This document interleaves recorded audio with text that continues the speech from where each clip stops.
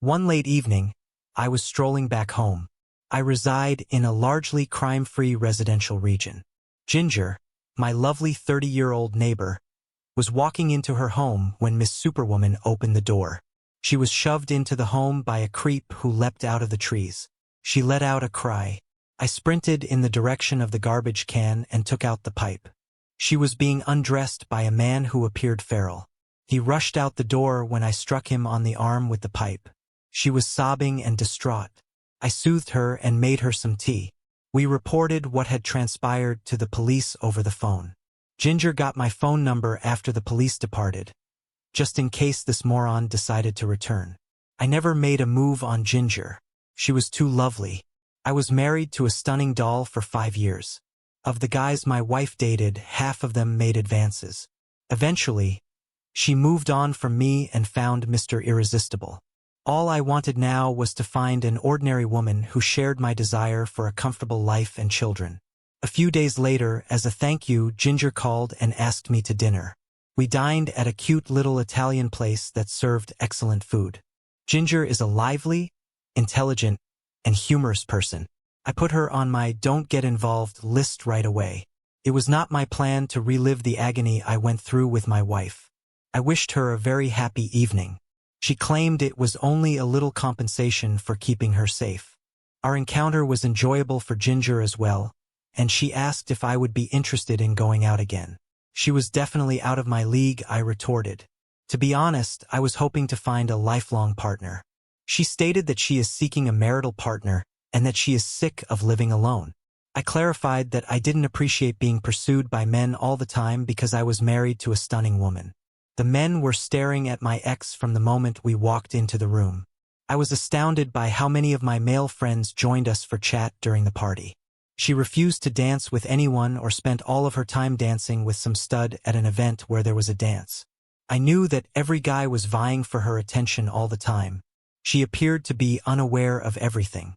It seems that my ex-wife wasn't all that thoughtless after all. My ex was not quite as attractive as Ginger. "Tom, you are a very sweet and bright, funny person who is a pleasure to be around," she stated honestly and openly. "You are not a failure in my opinion. I've never dated somebody that could match you." While expressing my gratitude, I subtly steered the topic in a different direction. That was where we halted. We would occasionally strike up a brief discussion when I would run into her on the street, but that was it. For the next few months, anyway. Ginger approached me a few weeks before Christmas and asked if I might come to her business Christmas party. She wanted me to have a social dating experience with her. I was powerless to decline. She had a wonderful appearance. I was shocked when I held Ginger's hands. She had on a really modest outfit and applied very little makeup. Even without the seductive, sultry appearance, she was undeniably gorgeous. My former partner would never dress like that and leave the house for a party. Ginger was as modest as a naturally attractive hottie could be, but she was too beautiful to be called unattractive. She said she worked as an executive secretary and that she always wore modest clothing. I was taken aback and impressed. We had a great time that night. She was virtually always dancing with me. Although they did not particularly flirt or make advances towards her, men paid attention to her. Ginger was strong and self-assured, not fond of becoming too familiar. She clarified that she took her profession seriously and would not put up with any foolishness. She was perceived by many as favoring women. Ginger has never, ever dated someone who works for her. It impressed me. We got into a relationship. She dressed appropriately every time. Her good looks, in my perspective, called for no extra decoration. Numerous things united us. We developed a loving friendship over time and, almost without realizing it, started having passionate sexual intercourse. She just wore gorgeous clothes and makeup for me. We made an effort to be together every moment. She moved into my apartment. She handled most of the cleaning while I prepared all the food. We were both ecstatic. We shared our interests and honored each other's passions. That was my happiest time in life. At that point, Ginger, in her infinite wisdom, determined that we ought to tie the knot. I enjoyed both of us as individuals and the concept of marriage. This was what I always wanted with the right woman, after all. Naturally, I was really concerned. I looked into what leads to wives cheating and what signs to look out for. I asked Ginger to check if she could grant any of the things on my list. Enumerate. 1. I never go out to drink with anyone else. No dancing and drinking bachelorette parties. 2. Going out to dinner with just women is acceptable, but you should only have 2 drinks. 3. Steer clear of occupations requiring travel. 4. A job that necessitates a lot of overtime cannot exist. Give up if the work becomes more and more time-consuming and changes. 5.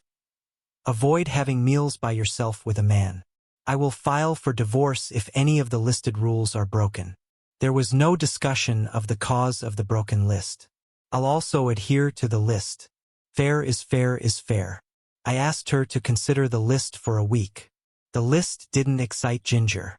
You never know what can happen in life, she stated. She wouldn't be able to decline her boss's request to go to lunch.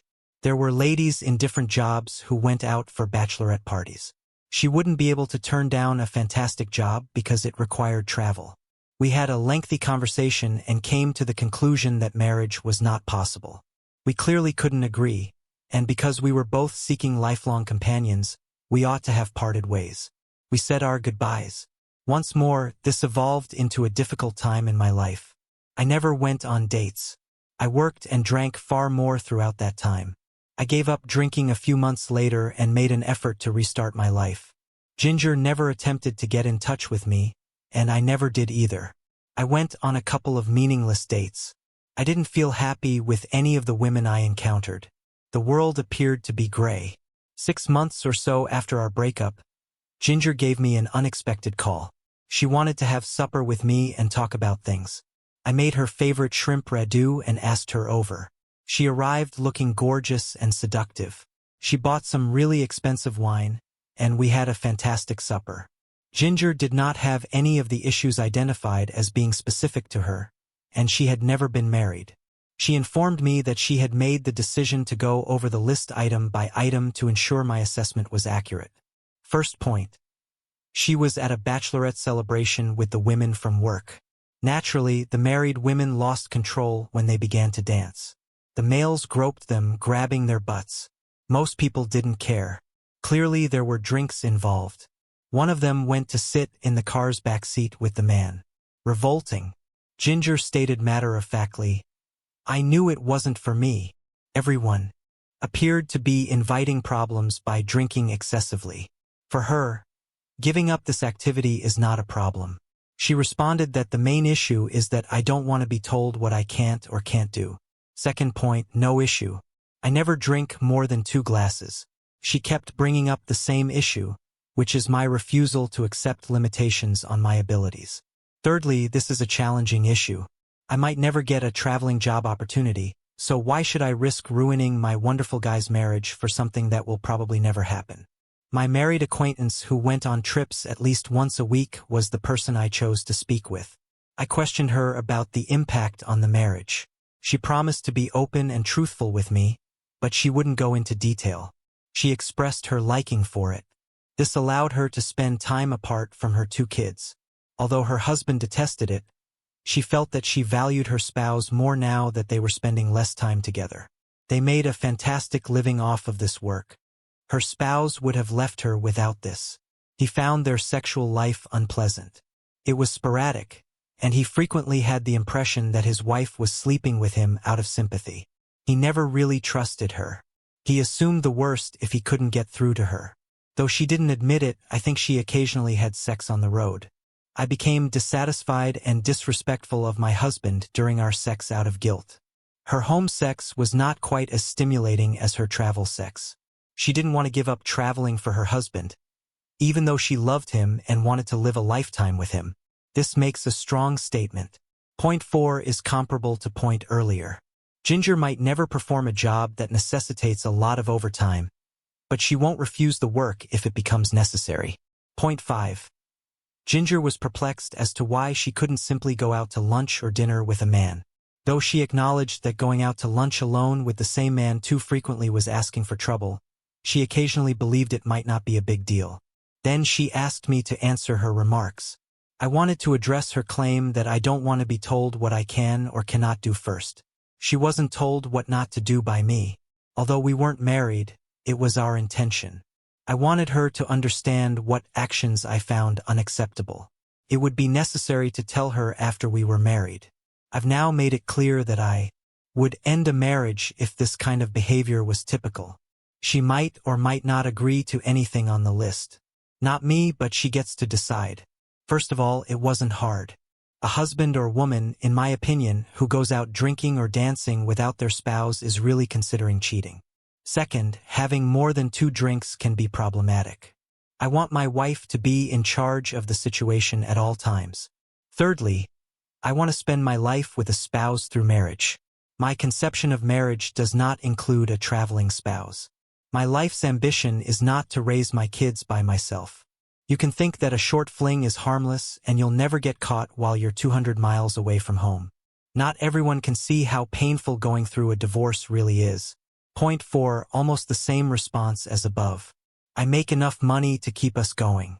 The gravy would be overtime. Without it, we could survive. I don't need the money for my wife's overtime work. I want her to be my whole life partner. Point 5. There would be no issues with a laid-back lunch. Once a week at most. Why you feel the need to eat dinner with a man is beyond me. Another major concern of mine is why it is so hard to locate a woman who a wife can have lunch and a friendly relationship with. I also object to my wife disclosing our secrets to a third party. On the list, we got to work. Both of us had steady jobs and we both felt that nothing and no one mattered more than our marriage. Reaching a consensus on the first and second points was not difficult. We both agreed right away. There may be an issue with the third one. Since we would have to travel, none of us would want to give up a fantastic career.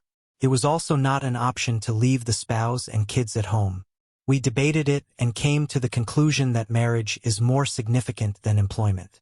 That while a certain amount of travel is fine, such employment will end if it strains our marriage. Point 4. A restricted amount of overtime was permitted for a specific project that would only last a month or 2.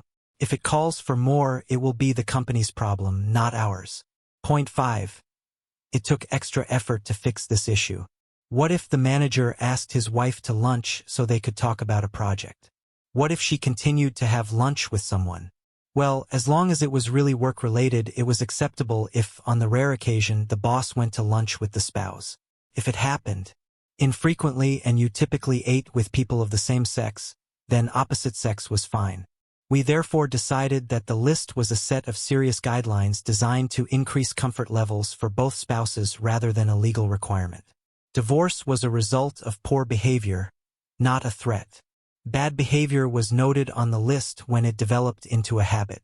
It's merely stepping on the steep slope, but proof of infidelity is not necessary and will be deemed adequate for divorce. The door was opened by this. Once more, we moved in together. We learned each other's feelings throughout the course of the following 6 months. Fortunately, after having 2 kids, we were married. Ginger gave up her job. We enjoyed a solid family life. Men would always find her attractive, but they would generally only make a pass at her. She was very clear about where she was. Our love for one another has never wavered and has only grown stronger with time. Ginger told me shortly before she passed away that she had never regretted breaking any of the things on this list.